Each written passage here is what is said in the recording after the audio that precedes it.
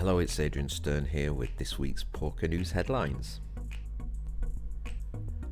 Well, the 15th season of the Heartland Poker Tour came to an end last week with Paul Walnuts Bianchi taking down the main event for a cool $181,874.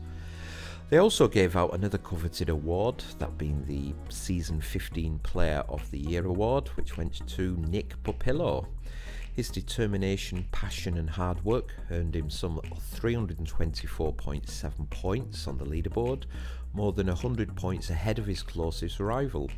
Popillo was awarded a prize package worth $10,000, which he can take part in the next season of the Heartland Poker Tour.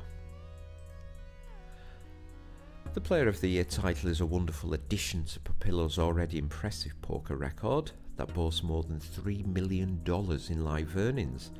He's now recognised as among the best players in the game, joining several other Heartland Poker Tour Player of the Year awardees.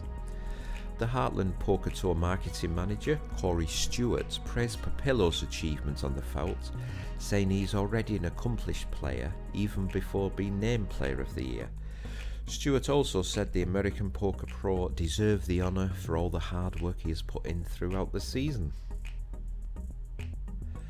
Well, Popillo has had an impressive 2019, winning over $925,000 so far.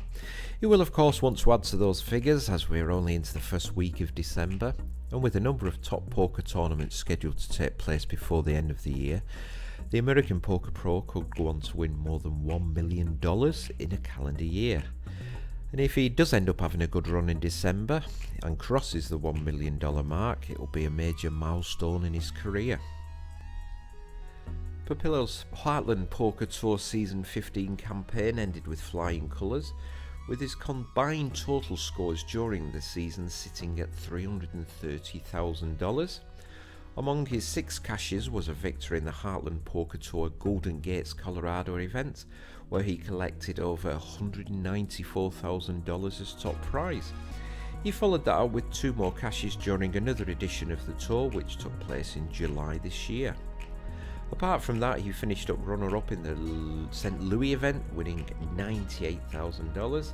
He also took home some cash during the Heartland Poker Tour East Chicago event in May and August. Season 16th of the Heartland Poker Tour will be taking place on January the 9th to the 20th. Now, the next poker news story did take a lot of people by surprise, and that is that Coral Poker, a one-time flagship skin of the iPoker network, has got a new home.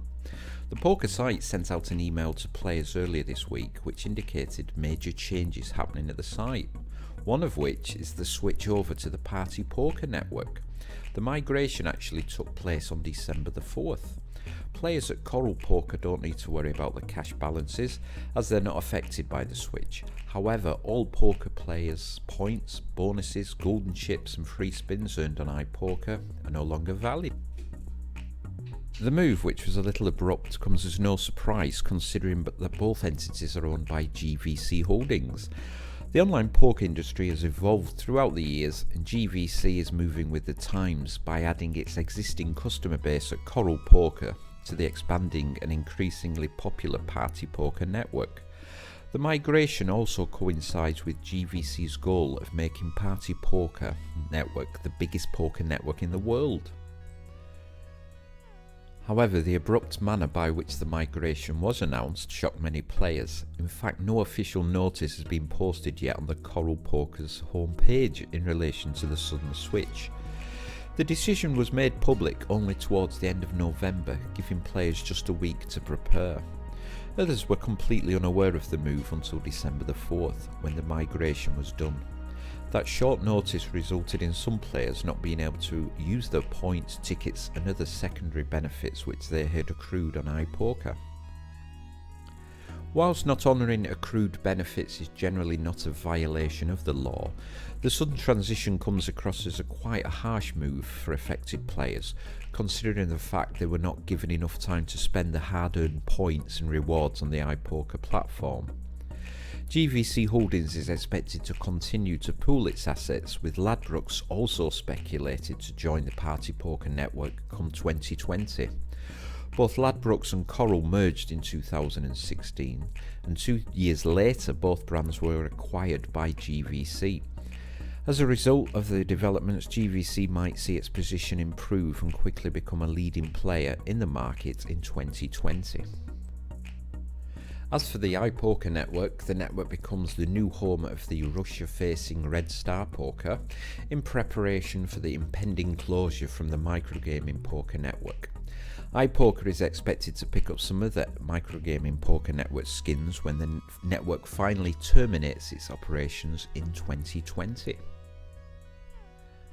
Now, this is just a reminder for you poker players out there that may be blissfully unaware. The Microgaming Poker Network has confirmed that it'll be terminating its online poker operations in 2020. The forthcoming closure was made via a statement issued by the company's top brass amid rumours that the network is set to discontinue its online poker service. Among some of the major brands operating under the Microgaming Poker Network are Grosvenor Poker, Coolbet, PAF, BetSafe, Nordic Bet, Olibet, Betson and 32 Red. It is understood that they will now need to look for a new home if they aim to proceed with their online poker offerings.